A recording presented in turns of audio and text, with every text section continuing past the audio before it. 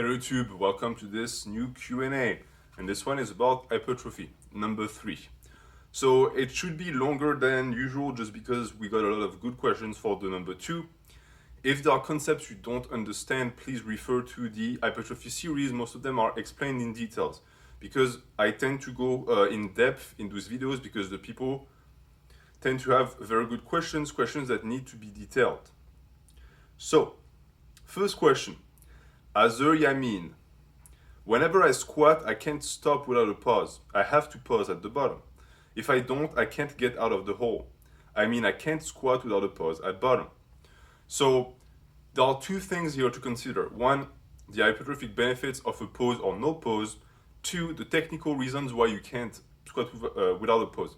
The reason why you can't squat without a pause most likely is because you are lacking balance, and the kinetic energy that you have to use to push yourself out of the hole unbalances you. And I think that what happens to you is when you get out of the hole, your technique gets messed up and your form is compromised. A lot of people experience that, but at least you have the wisdom to realize that it's an issue. A lot of people don't.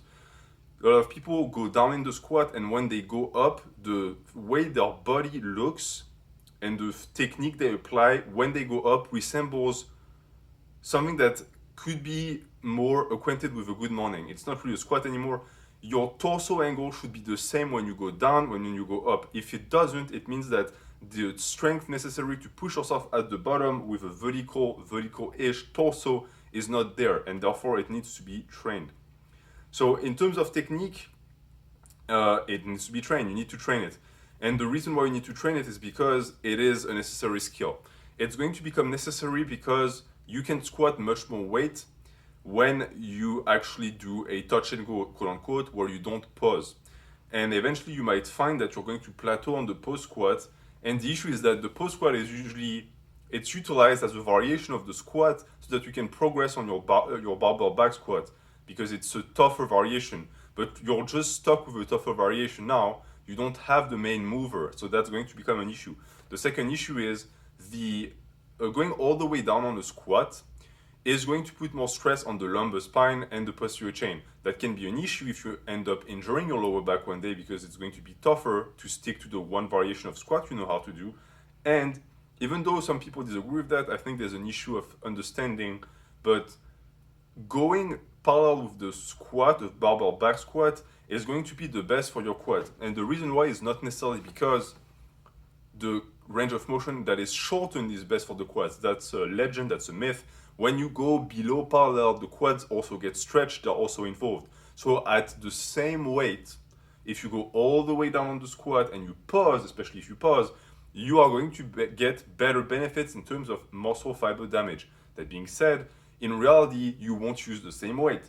And let's say you can put 60 pounds on your back squat more than you can on your pause squat, you understand that if you cut short at parallel, yes, you didn't go all the way down, but you'll still get better results because you're moving more weight. And that is more conducive to progression, which is why squatting to parallel or a hinge below parallel is perfectly fine. The reason why you want to go at parallel is that at least you have a way to gauge that you are doing your reps at the same level every time. Plus, it tends to engage more posterior chain, which might as well do it.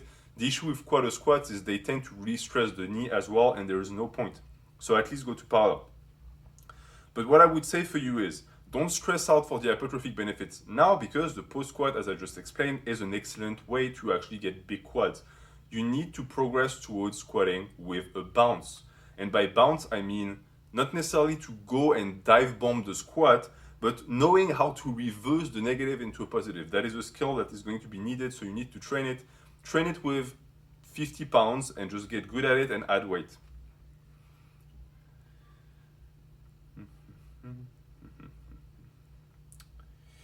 Dejanin asks, do you recommend prioritizing one body part at a time or training them all evenly? Like having 2-3 month period of higher volume for one certain body part movement versus steadily increasing all of them. Of course, you would still keep the other things in your program, but have like a chest period, back period, legs period. So yes, I do recommend that, but not for a month. I think that these cycles need to be much longer than a month because focusing on your chest for a month is not going to do much for multiple reasons. Why? One, to ramp up the volume and be able to add sets and tonnage to the chest, it's going to take time. It needs time to acclimate to the new environment. And you can't do that in a month. It's going to take several months to get the chest used to that new normal, and then that new normal starts producing fruits. So I would say that for anyone who thinks like this, one, you need to have a serious reason, either because you have a weak point or because you really want a body part to blow up, and two, you need to be patient about it. I'm personally doing that with my body right now. I'm neglecting my quads and I'm focusing on the hamstrings. I'm neglecting the biceps and I'm focusing on the triceps, because these are very strong point on one side and very weak point on the other. So they need correction. But I've been at it for more than a year now, and I'm going to keep at it for more than a year. It can't be just a month thing. The issue with the month thing is that you're going to find that you're going to make very small gains on that body part that was weak. Then you're going to switch to another one, that body part is going to regress. So unless you do something like a staircase, or where you raise the volume of one body part and then it stays here, it never regresses, and you raise a second one, maybe, but that is really complicated programming. Plus, if you go in the hypertrophy series, you will see a video called tonnage stabilization, how to stabilize tonnage. The issue with what you're doing here is that, from what I understand of what you said here, you're going to prioritize that peak of tonnage for one body part for 2 or 3 months. And the way you explain it here also means that the other body parts don't grow in tonnage. So I would always pick the second option, which is steadily increasing all of them, while at the same time having a program put in place that sabotages certain body part and prioritizes a certain body part. So it's applying your ideology, your method, but not the way you wanted it to be applied. In fact, it's making sure that tonnage is going up for every single muscle group, but for certain muscle groups, they're going to be on a different graph. That is going to be the graph for the muscles that just need to grow normally. The ones that are going to be sabotaged are going to be like this, meaning that they still progress, but they can sometimes stabilize and just not grow, and you're fine with it. And then the other one where the muscle groups are on a fast track, but realize that the muscle group on a fast track, there's going to be a portion of the graph where they need to adapt. You can't just have them grow immensely like this, because the tendons are not used to it, the muscle is not used to it. So in reality, you're going to have to bargain with the muscle. I made a video about that, how to train neglected body part. Check it out. Wayfarer, NH, in relation to your programming, can we hear how you decide when to program a new variation or accessory into your program and when to remove it? I've watched all of your programming videos, and that seems to be something you didn't touch on too much. I personally like the main movement or variation, a main accessory, and then something extra that's more based on feel and / the pump. I asked because I'm curious as to how important those tertiary movements are for hypertrophy, or if doing bench deep variations will be enough for complete development. Excellent question, Wayfarer. Quite the deep question. I'm going to start right now by talking about the term you used. You talked about where is it?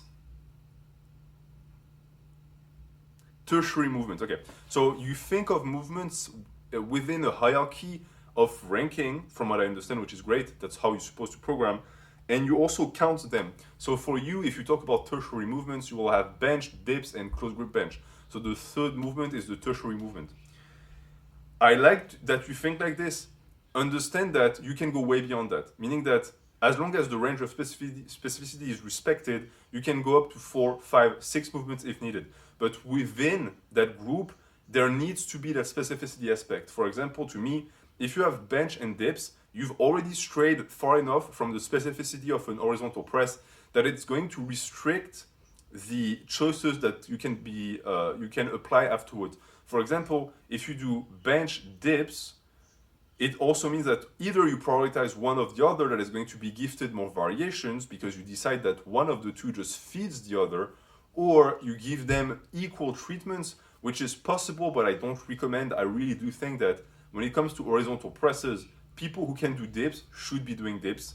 If you have the shoulders for it, if you have the rib cage for it. For people who can't do dips, do bench press, and then complement. For me, a dip is well complemented by a push-up, a bench press is well complemented by a push-up. And in terms of having the two cohabit, some people are usually tend to be advocates of that system, I do think that it ends up being a little bit too heavy on the variation. Unless you are a upper body specialist, I don't think you need the two of them at the same time, which also means that you could have technically a program where you do dips one week and bench the other week, but you wouldn't really make them mix in a sense. You would let them have their own development, knowing that the chest, the shoulders, and the triceps will grow from the movement, which gives carryover to the other, not necessarily in terms of specificity and technique, but in terms of muscles. So that's already one thing, but that wasn't even your question. So the question is, how do I program new variations or accessory? There's a video coming out this week where I explain how I do that. There's also a video in the natural bodybuilding playlist where I explain how to apply rotations. You need to check it out because I explain it in detail. I think there are 2 videos about that. And the way I program it myself is extremely scarce, and it's within the premise of how I program, meaning that when I created my program, for example, 85% of all the lifts that I'm still doing to this day were put in the program, meaning that I don't replace anything. I don't make anything rotate, or at least not the way people think about it. For me, a rotation is not a replacement, it is a temporary substitution, meaning that it's going to be there from week to week, but it never goes out of the program, and it needs to be practiced every 10 days or every 12 days. If I don't practice a lift every 12 days, to me, it doesn't belong in the program. After that, you have the families of specificities that mean that I can sometimes get lazy on certain lifts.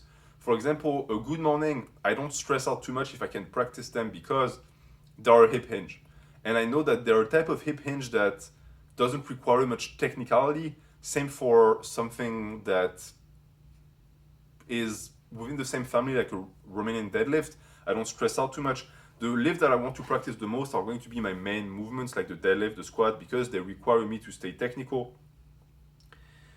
I could make a full video on your question, man. But yeah, based on what you say, you tend to apply the same logic. You have your main movement, then you have an accessory, a variation, and then something extra. So technically that would be something like someone does bench and then they do close grip bench and then they have like a chest fly for the pump. And that's a good approach. And for most muscle groups, you will be able to do that. Meaning that you need to have your big players. That being said, understand that just because you have that hierarchy of the movements and the bench is here and then you have the close grip bench and the fly here, doesn't mean that the movements cannot also be horizontal. Meaning that the close grip bench could also exist with a spoto press. The fly could also exist with a push-up. So it's not just a vertical hierarchy, it's also horizontal. Of course, as I just said before, when it comes to the horizontal nature of it, if you have both the bench and the dips as your kings at the top of the hierarchy, understand that you're also creating more horizontal lines of variations. So it complicates the process and you might enter something that is too high in rotations. So I hope that answers the question. If it didn't, please ask another question because we can dive quite deep with the premise that you offered. Buira asks, I know there are various periodization methods for when you can't progress linearly anymore. Is this important in bodybuilding as it is in strength training? I ask because I was doing push-pull leg and adding weight whenever I reach my rep goals. Will I eventually need to transition into a program with cycles in it? You might, but I would say that in terms of having to do something, you don't have to do anything until your body forces you to. Meaning that until you stall, don't even worry about it. You can do your research. What can be a problem with that type of mentality is if you are programming yourself into a plateau, meaning that some people, they scheme themselves into a corner. You can program yourself into a plateau. A lot of novice routines, they program their trainees into a plateau. But usually you see it coming because before a big plateau that just makes you take a dive in tonnage, there are small plateaus. And if you have multiple plateaus repeating themselves on the same portion of the program, it means that there is a big plateau coming eventually. So that would be a sign. So pay attention to that sign. But when it comes to programming and progressing linearly, that I need to make a video about that topic. But I cannot talk about strength training, but in terms of bodybuilding, you can. That being said, if you want to stay on a linear program, which I am on a linear program, it's going to entail that you cannot be minimalistic and that you need to be quite schemy, if that's even a term. Meaning that you will not be able to just come in, do squats for the same rep range every single time, then do a variation and go home. That stalls quick. You will need to have days that feed off each other. You might need to have a program that has a week A and week B with very similar rotations and lines of specificity within. I personally think that every single method of progression is perfectly valuable and valid. It's the way you program around it that makes it or break it.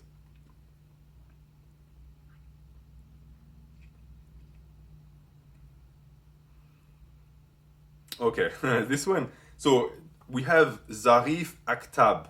Akhtab. I need to learn how to pronounce that name because I know that you're going to be asking more and more interesting questions.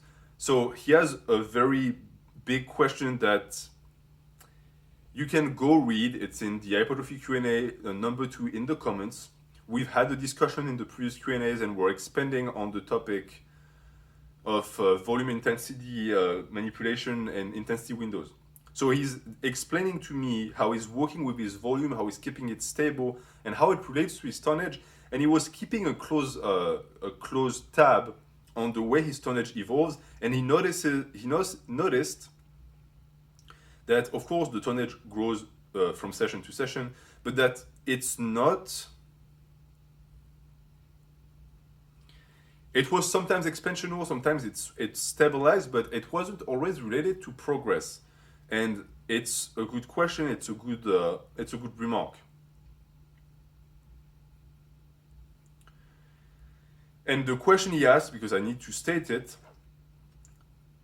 do I have the right idea in the sense that the wave pattern the tonnage follows is normal, or should I be looking to keep the total tonnage in a tighter tonnage window, like say shoot for 6,000 pounds of tonnage and do whatever it takes, even if it means adding another set to my secondary press in week 1 to ensure the tonnage is similar to that of week 5.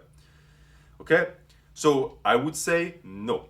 You do not want that. And the reason why is because when I talk about tonnage stability, I talk about it in relative terms, meaning that you don't need your tonnage to be 5,000 all the time, because if it was 5,000 all the time, you would never progress. And the idea that you can do 5,000, 5,100, 5,200, it's not realistic. And I think you've realized that. There comes a time where the tonnage is going to be sort of out of your hands, and trying to schedule and program so that the sets reflect the increase of tonnage that you want to see on paper is not going to work. It's going to sabotage you because it's the other way around. The way you progress on the sets and reps dictate the tonnage. The tonnage and the needs of the tonnage accumulation do not dictate it. The tonnage will grow how it grows. And you will find that sometimes you have massive jumps of tonnage because you might have a week where 2 main movements go up, you add reps or you add weight, and the back of sets also go up, so that you have a massive peak of tonnage.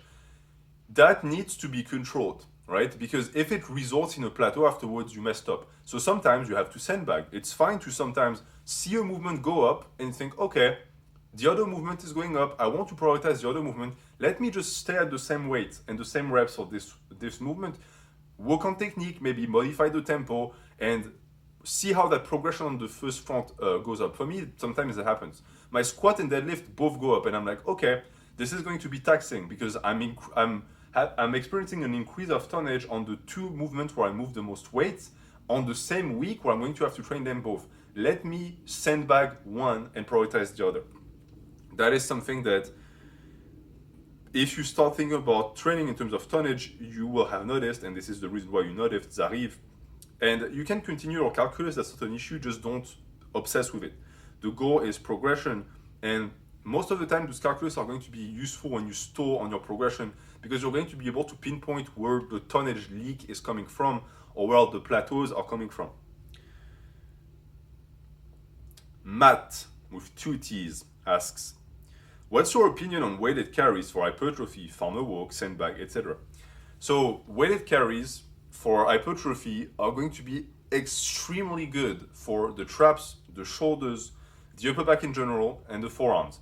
They also develop the posterior chain and the legs to an extent, but for most people, when they think about hypertrophy for that, they think about the yoke, and that would be, quite judicious because they're actually amazing. And they're amazing, why? Because it's weighted stretch. It's as simple as that. Anyone who had issues growing their traps, who tried weighted stretch, and I say traps, but the entire upper body, the entire upper back at least, immediately saw results and thought to themselves, why wasn't I doing that in the first place? The truth is, everyone is doing weighted stretch because weighted stretch is muscle fiber damage. It's the negative. I will make a full video about it because it's misunderstood, but weighted carries are amazing. And the best thing about farmer walks is you can program them as strength work, you can program them as GPP, you can program them as their own day. If I had the space and the environment to do farmer walks, I would. Unfortunately, the landscape here is a frozen. It's a frozen Arctic land for 8 months a year, and I don't have the space in the garage to do farmer's walk, so I don't have the ability right now to do them. But they're quite good. So that's for the ones where you just hold something, right, and they stretch the traps. For the sandbag is good for a different reason, because if you carry it well, you're going to carry it with your elbows high, and that way it's going to really work your thoracic extension just like a front squat would. So that also works the upper back, it works the arms as well, and again, same logic, it's great. The only difference with the sandbag is that you're not going to be able to load it as much, so it's much more skewed towards GPP in my opinion, and farmer walks are more skewed toward strength work. But if you have the ability to do them, do them.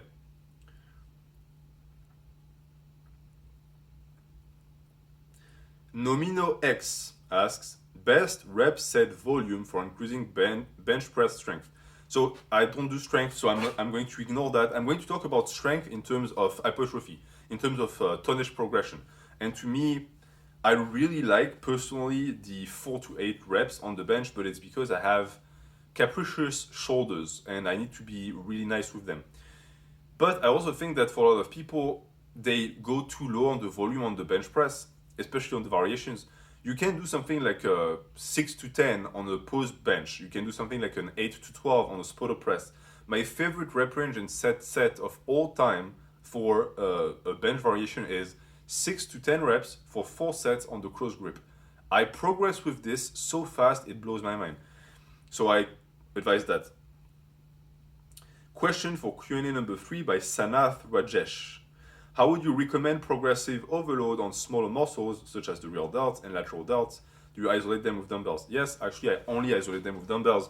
I have found that my rear delt respond extremely well to face pulls and lateral raises, but not just any lateral raises.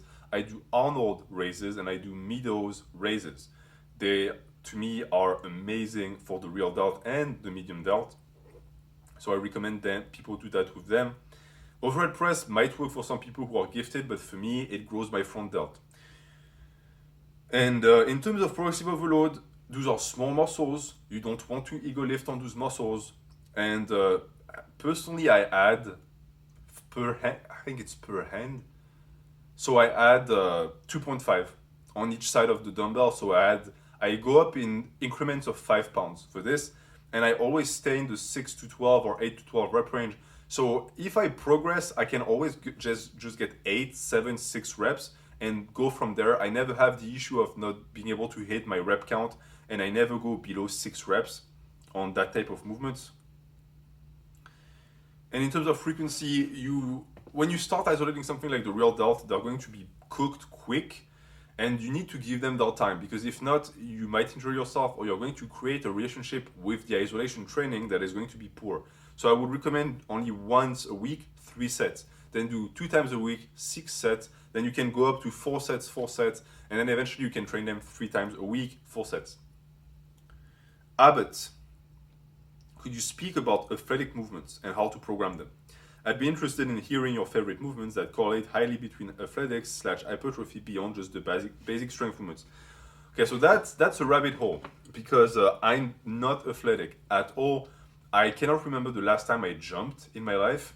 I vividly remember the last time I ran. It was a year ago. I don't do anything athletics, ever. So I don't really have a base to speak from, because when I used to be into sports and I was only training for athleticism, that's the only thing I was doing, meaning that I was training with dumbbells and with body weight, and I was doing my plyos, I was doing my running, etc. But I never did squats and running at the same time, or deadlifts and running at the same time. So I can just tell you from my experience from these movements that you're going to have to program them in certain cases, just like you would for strength work. For example, if you do sprints, don't do sprints every day. Do sprints 2 times a week. Sometimes only 1 time a week works. I think of sprints just like I think of deadlifts. You don't need to spam them. Do them intensely with a good warm-up session beforehand once a week, and you will make progress on the sprint. And since you're supposed to program them like a deadlift, understand that if you deadlift or you squat, the sprint needs to be as far away from these two movements as possible. You can program some sandbag sprints where you don't actually sprint full throttle on days where you deadlift and squat in the morning. That's possible. It's really tough. Why? Because if your goal is to be big and athletic at the same time, you just hit a bone, because you're going to have to make a choice at some point. The guys who are super athletic are not the strongest. They can be strong, but they're not as strong or big as they could be if they only focused on that. And in terms of favorite movements that correlate between the two,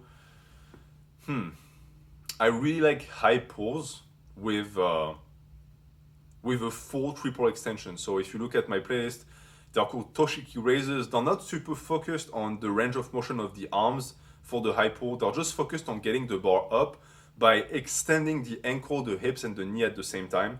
I don't know what they are worth for athleticism, because I don't train and I don't test my athletic abilities, but I really like the movement. I really like that movement. Sprints are amazing in general. If you like swimming, certain types of swimming variations can be also extremely beneficial for hypertrophy. And if your sport of choice is swimming, it also makes you more athletic. And then pull-ups, I say I don't do anything athletic. It's not really true. I do bodyweight movements. I love push-ups. I love pull-ups. I do them every day for reps, 40 to 60 reps a day. So I would also advise you do that. Jury Spazov. Hi, great video. I wanted to ask a question which is regarding a thing you've said in the past, and that is that you can't have a big back without the deadlift, or that it's difficult. I've never trained the deadlift because I was in Olympic weightlifting and deadlifts were sort of looked down upon, with good reason in some cases. So let me stop here. I'm going to continue the question. I just need to say here that if you've done Olympic weightlifting, you've done cleans, you have done snatches, those are deadlifts, because it's a pull from the floor. When I say and that's also my fault, because when I say deadlift, what I mean is conventional deadlift from the floor. It's that appellation. Deadlift variations or hip hinges, however, are their own thing. And if you look at a clean starts as a deadlift. It's a deadlift with a more vertical torso. The hip angle is modified because you have to then transition into a different movement, but technically it's still a pull from the floor. So you did do deadlifts. And a snatch is the same thing. It's a more difficult version of the deadlift. And yes, you are pulling sub-maximal loads on these movements, because you then have to transition into a movement overhead that is much harder and that you couldn't load like you load something like the posterior chain, for example, but you still got a lot of training. And because Olympic weightlifting is high frequency, because it's highly technical, you ingrained a lot of quality reps. You say that you've never trained the deadlift because they were looked down upon. That's interesting, because there are certain schools of Olympic weightlifting where the deadlift is not looked upon at all. Look at the Chinese weightlifters, they deadlift all the time. Look at the Russians, they do snatch grip deadlifts.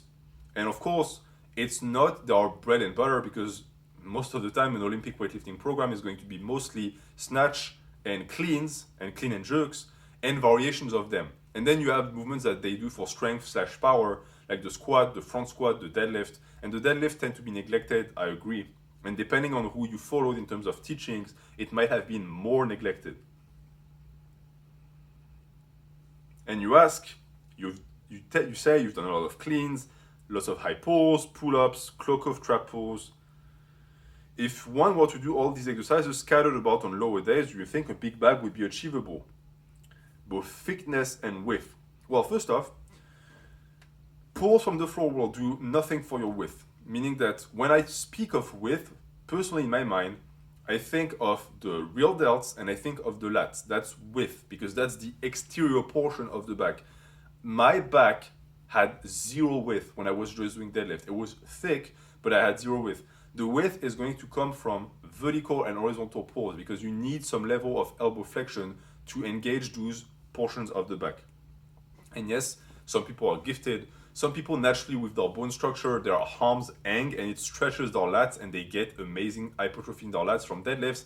That's not the majority of people. Most people will get posterior chain developments, so hamstring glutes, erector spinae, so the erectors of the back, so lower back, rhomboids, some development in the traps, and funnily enough, most people get better development of their mid and lower traps doing deadlifts than they do their upper traps, and they start developing their upper traps when they do partials. And the reason you ask is because you don't find the deads enjoyable, and therefore you don't progress, which makes total sense, because you don't have the drive. And you like the clean because it's more approachable and has a built-in aggression towards it. And as you say, the issue with the clean is that it's a fast movement, meaning that there is less resistance, and also for you to be able to clean it, it needs to be a sub-maximal deadlift. But you tell me you've seen your back grow from doing that.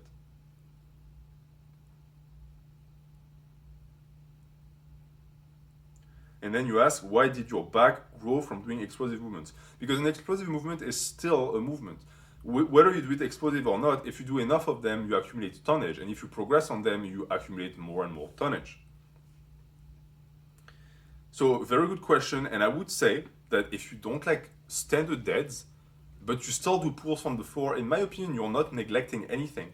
Yes, the deadlifts are an amazing tool for progression, and that's something people don't get. People who say deadlifts are not good for hypertrophy. Well, that's debatable, and I will make a video about it. But what deadlifts are amazing at, and that no one can take away from them, is how much they feed other lower body lifts. If your deadlift progresses, your row progresses, your Romanian deadlift progresses, every hip hinge progresses. Most people would also tell you your squat progresses. That's, to me, a bit far-fetched. It's true, but it's not as correlated as most people think. But with the arsenal that you've defined here, you have your pulls, you have your row variations that are vertical and horizontal. So yes, you can get a big back from that. I would say that if you have a chance, stick to what you've been doing with the doubles, meaning that try to apply the progression scheme that you've been doing, focus on the doubles. If you want to understand what I mean, check the Hypertrophy series episode about back off sets and listen to what I say about how to either focus on the strength forward progression or the back off set progression. Try and apply that to your doubles so that your 1 rep max clean might not go up as much as you want, but if you want to focus on size, try to focus on the repetitions that come afterwards in terms of back off sets. Can. What cardio forms are muscle sparing? My main focus is to build muscle, but I'd like to increase my cardiovascular capacity to a certain extent. So first off, cardio doesn't cannibalize muscles. What happens is that the cardio is going to recruit calories that should be going to the muscles. And since the burning of the calories is prioritized from the consuming of muscles because of its immediate appetence, which fancy term to mean that if you sprint, your body needs calories now. If you do squats, it takes calories that are going to be spent afterwards to regenerate from the muscle. So the sprint is going to ask all of that in calories and then is going to recuperate from the muscle damage with this much calorie. The squat is going to take that many calories, but it's going to recuperate using that many calories. There's an imbalance here. It's the reason why people say cardio kills gains. Cardio kills calories, which then fail to feed the gains, so it kills gains indirectly. If you want, therefore, to do something that is muscle sparing, that is going to allow you to control the cardio, the calorie intake, and that also is going to stimulate the muscles, look at the video I made about cardio, and keep an eye out because I'm going to make a video this week in the Hypertrophy series about how to build your work capacity, and that entails certain strategies that are going to help you get your cardiovascular system up while doing lifts.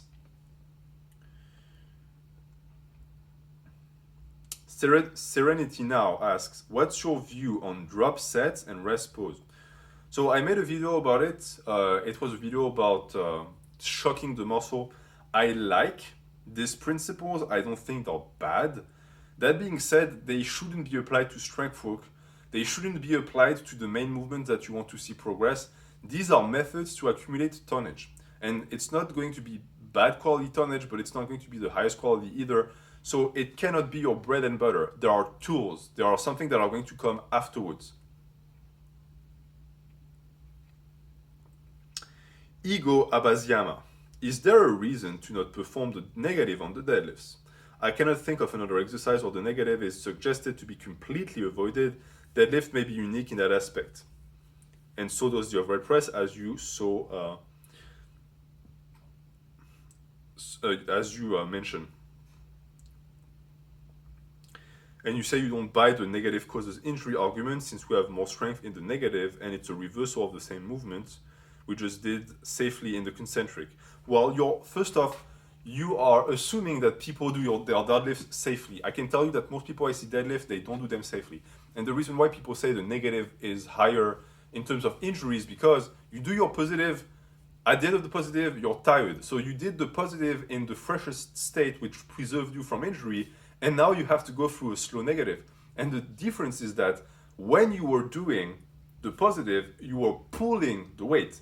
When you're doing the negative, the weight is pulling you. So you might have went through a phase of the positive where your form wasn't really the greatest, and it was something that could have caused an injury, but because you were pulling the weight, you were in control and you were still fresh, nothing happened. But now you go through the same portion of the lift again. This time the weight is pulling you towards the floor, and now the injury occurs. That's the reason why people say that the negatives can be injurious, because the negative is always injurious for what I just described.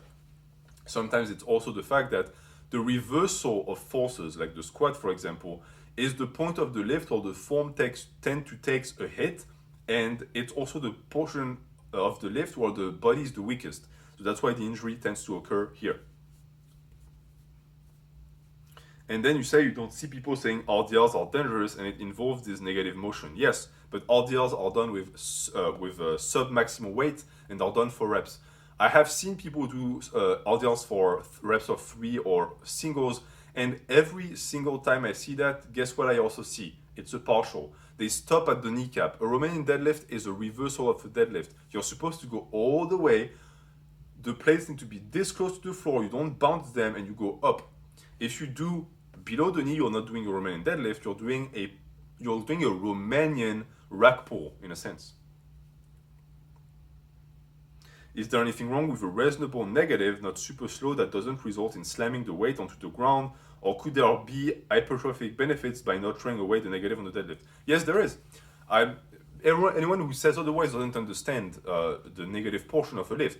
Yes, if you take 400 pounds and you go through the portion of the concentric and the eccentric with the same speed, you will make better gains than someone who did that with just the positive. It of course makes sense. But then you have to consider the implications of that.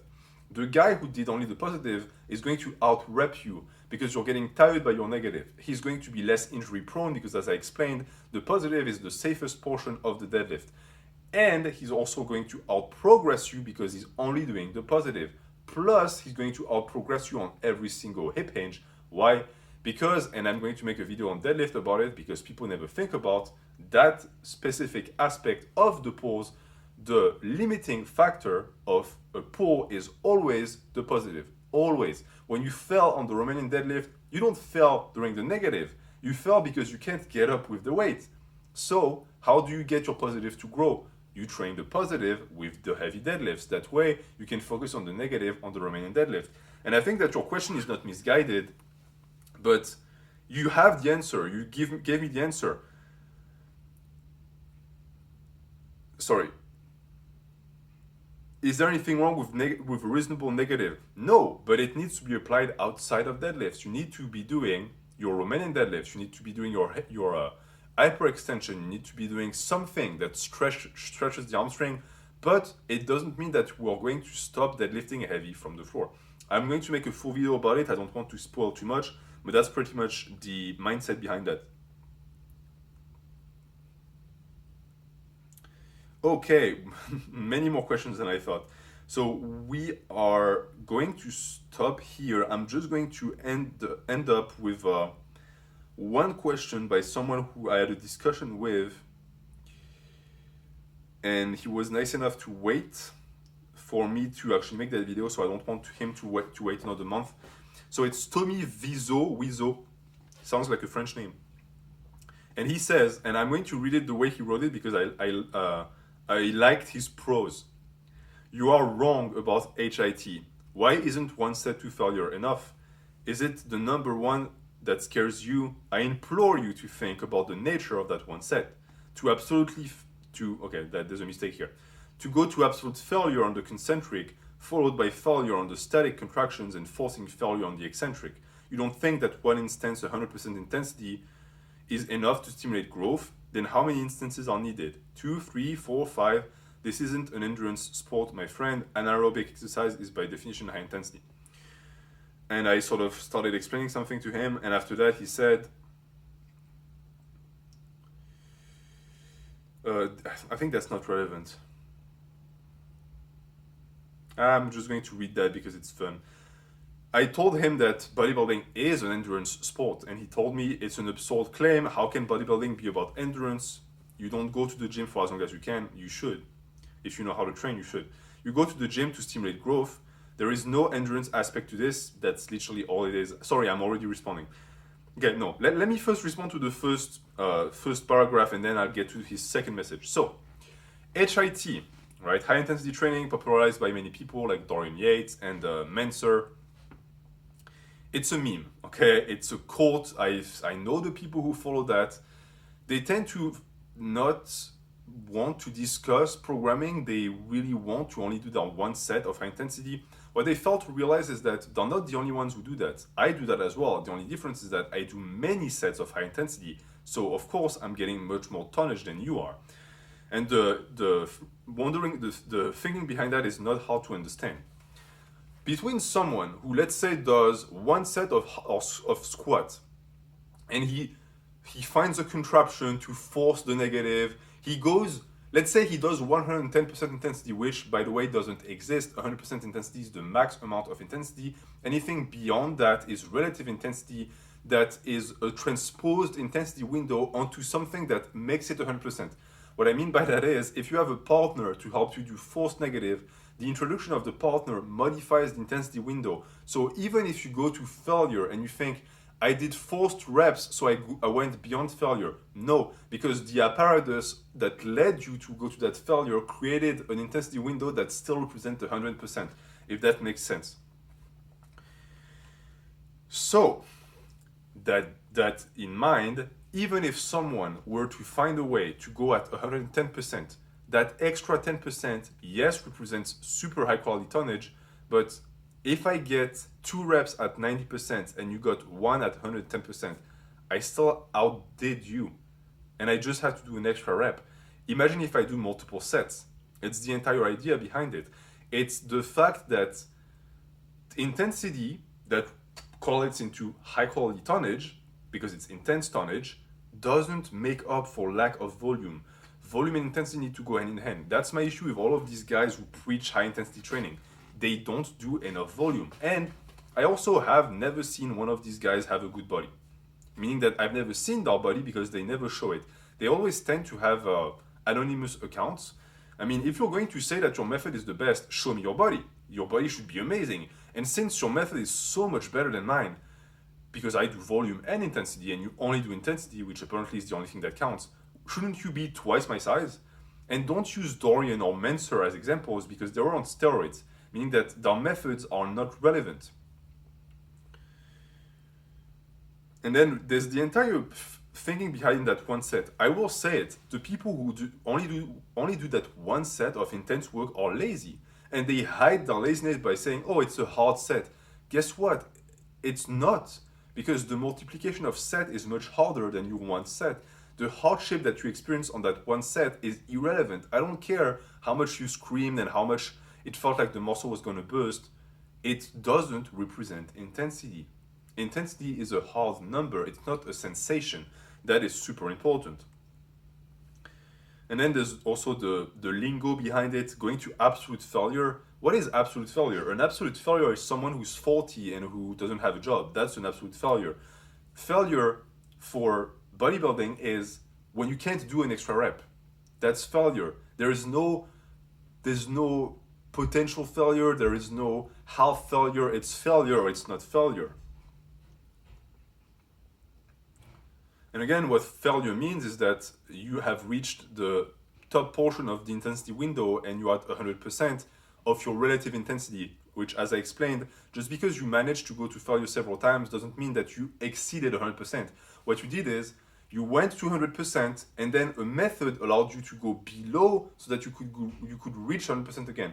If I do reps on the bench with 225 and then I take a break and I do it again, did I go to failure several times? No.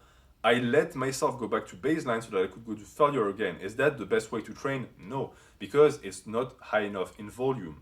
If you were to do one set of bench, do 5 reps, and then one, and then wait another 3 minutes and do one, etc., you understand that it's not a good method to accumulate volume.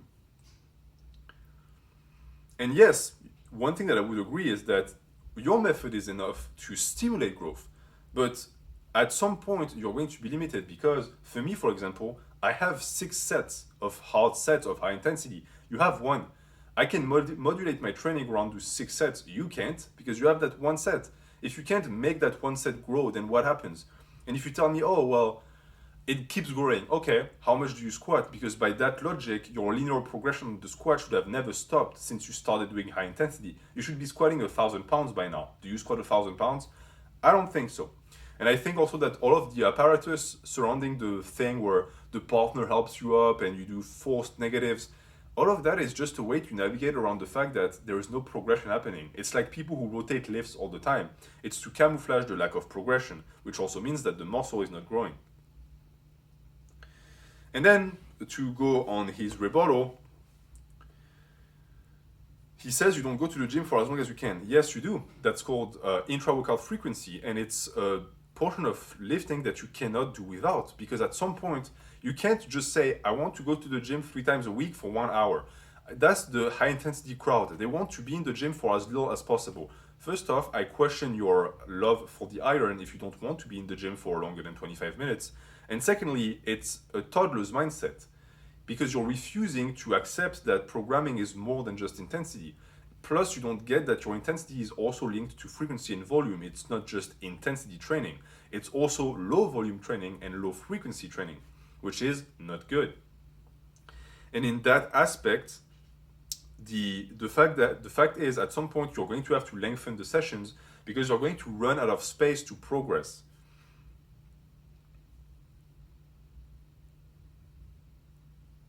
And he says there is no endurance aspect to this. There is, because set multiplication is muscular endurance. It's the ability to go back to baseline and move weights that are relevant to the absolute intensity. If you only do one set, of course, you don't understand that because you're limiting yourself. And then he talks about aerobic, anaerobic. Okay, so I would say that this is a portion of lifting that people like to complicate. Don't focus about anaerobic and aerobic. Do low reps and high reps. How about that? How about just having a wide variety of rep ranges instead of thinking about, is the muscle getting oxygen or not? Who cares about that? I've never thought about that once in my life. I care about the rep ranges. Plus, most rep ranges that people are going to engage in, if it's a hard set that takes you to failure, all of that is anaerobic. Most nothing is aerobic. It's a mixture of both, but it also tends to skew towards anaerobic. And people think about that by thinking that doing that 1 rep is super anaerobic and doing 5 is less anaerobic, but on a scale, it's not that different. And the fact is, you lack aerobic. That's the issue. You're not doing enough reps.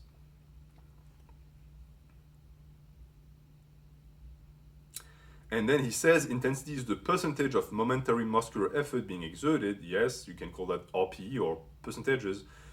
which, again, just because you do HIT doesn't mean you're the only person who experiences that. I experience higher intensity than you do because I multiply my sets. And he says that by definition it's the complete opposite of endurance. No, it's a value of endurance, because endurance doesn't exist without intensity. That's, again, something the people who preach HIT don't get. Volume cannot be separated from intensity. And then I said in my message, the relevant number of hard sets to progress depends on your level. It can go from 3 to 9 to even 12 in a week, of course. He says, I'm not meaning to put words in your mouth, but are you claiming that the more advanced lifter you are, the more sets you will need to stimulate growth? Yes, because if you only stick to one set, at some point your progressive overload capacities on that one set stop working. Or if it wasn't the case, you would be curling 300 pounds, but you're not. Why? Because at some point, set multiplication is the only thing that can help you progress, which is the only thing that can push tonnage. But he says that this is hogwash, which I don't understand why you don't get that, Tommy. He says you only need one set to failure and maybe a bit beyond for the eccentric. Again, no, and if it's true, then show your body, show me how you look like. If you're twice my size, I will drop my program right now and I will jump on yours. He says, he explains that you only need one set because this utilizes 100% of your momentary muscular effort intensity. Yeah, but you don't get that intensity is not a reserve that gets spent in one set. Because even after your one set, if I made you go again, you could get at least 80% of the reps you got previously, which means what? Surprise, you didn't spend all of your intensity, you didn't spend all of your muscular endurance because it needs to be spent. You need to go to a point where you can't go back to baseline, which means the muscle is damaged enough that it needs to recover and it will grow. This is basic stuff. I mean, for people who are who have that cult-like mentality, HIT goons tend to really not understand much about programming at all. You can't utilize 100% of your intensity. Intensity doesn't work like that. What you're talking about is absolute intensity, which is a virtual number that exists on set 1 of the peak sets, but doesn't go to 0. It goes to 98, and then you have to keep grinding against it until it reaches a number low enough that you can stop the session. And then he uses a ton of scientific lingo, which tends to be the sign of someone who knows that he cannot explain himself using logic and therefore resorts to buzzwords. Then he talks about recoverability. Understand that doing your one set high intensity does almost nothing to what is known as your maximum recoverable volume. It's called maximum recoverable volume, not maximum recoverable intensity. Why? Because it's a resource that needs to be targeted with set accumulation, not one.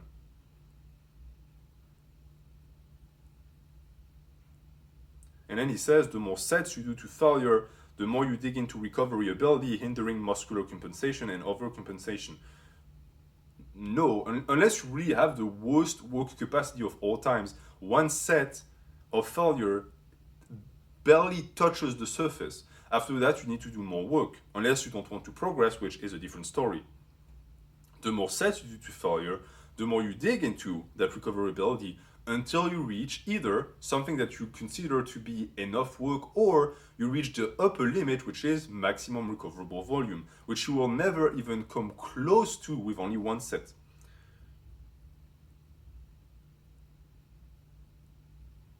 And then he ends his message by saying doing anything more than what is necessary to stimulate growth is by definition overtraining.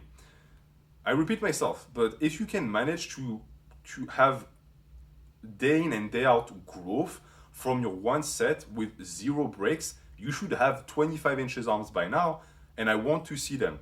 And also, doing more than what is necessary to stimulate growth is by definition overtraining. No, it's called training, not overtraining, because overtraining is a myth. It doesn't exist. Overtraining means that you went beyond what your body is able to endure. But because you don't seem to understand that the more you get advanced, the more your body can endure in terms of tonnage and volume, of course, that's a principle that you're not going to grasp. I'm going to leave you with that. I'm not convinced you're not a troll, especially with your profile pic. That being said, I also do think that there are people who genuinely believe that one set to failure is all you need. And I think I've pretty much debunked that completely. I don't get that mindset at all. I mean, I get it. It's a cult, but I will make eventually a full video on it, but I think we're done for the day. I barely got through half of the questions. If you have more questions, let me know underneath that video. I will get to them, and I will see you in a month.